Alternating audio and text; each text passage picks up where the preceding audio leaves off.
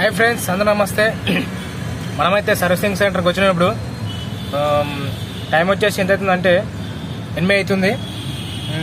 లైన్లో ఉన్నాం మనము. ఎన్నో బండి అనేది మీకు చూపిస్తే ఎన్నో బండి అనేది. ఓకేనా?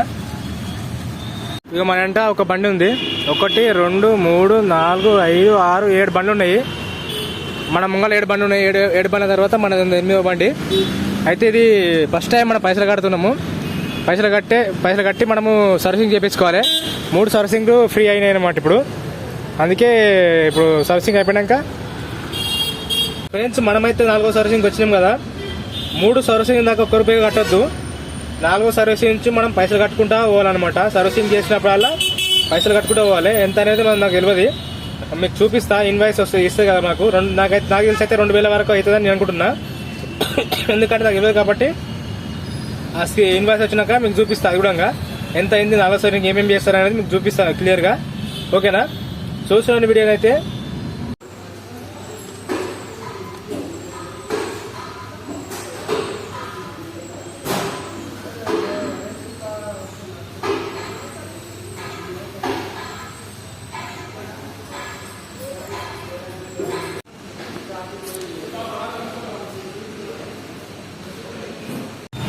ఫ్రెండ్స్, నేనైతే 12 గంటలకు బయటకు వచ్చేసిన. పొద్దున మార్నింగ్ 8 గంటలకు వచ్చిన. ఇప్పుడైతే పటా అని మొత్తం చేస్తారు. అప్పుడైతే కొంచెము ఏమంటారు లేట్ అవుతుండే. ఇప్పుడు తొందరగా చేస్తారు. షోరూమ్ అంటే సర్వీసింగ్ సెంటర్ కూడా పెద్దగా చేశారనమాట. ఇక్కడ లైన్ అది ఇంకా చూడండి. ఒక లైన్ చూడండి. లైను ఆటో లైన్ అదే. మనం తొందరగా వచ్చినాం కూడా తొందరగా అయిపోయింది. మనకు ₹1285 తీసుకుర్రు. ఇంజన్ ఆయిల్ చేంజ్, ఫిల్టర్ రిప్పి స్టాప్ చేశారు, గిరేసి కొట్టారు. ఇది వాటర్ సర్వీసింగ్ లేదంట. వాటర్ సర్వీసింగ్ ఏమైందంటే వాటర్ జామ్ అయిందంట. ఎందుకో అది అందుకే వాటర్ సర్వీసింగ్ చేయలేరు. ఓన్లీ ఏమంటారు గిరేసి కొట్టారు. రైట్ అని చెప్పారు. ఇక అందుకే ఇప్పుడు బయటకు వచ్చిన. బావదాకా 1 అవుతుంది టైము. మీరు చూడండి ఒకసారి జామ్ కనిపిస్తుంది కనిపిదు. ఇక 11:49 అవుతుంది టైము. మీకు బిల్లు కూడా చూపిస్తా సార్ అన్న బిల్లు. ఫ్రెండ్స్, మనమైతే ఆటో సర్వీసింగ్ చేయించుకొని మన స్పాటా పెట్టినాము. ఆటో పెడుతున్నా. గిరేసి కొట్టిండు. ఇక గిరేసి కూడా కొట్టిండు. వాటర్ సర్వీసింగ్ లేదంటాడా. చూపిస్తాను మీకు. ఇంకా ఎప్పటికెప్పుడు నేను నీట్గా కప్పుకుంటూ ఇట్లా గిరేసి కొట్టిరు. గిరేసి వాటర్ సర్వీసింగ్ చేయించాడు. ఇట్లా కప్తా చూడండి.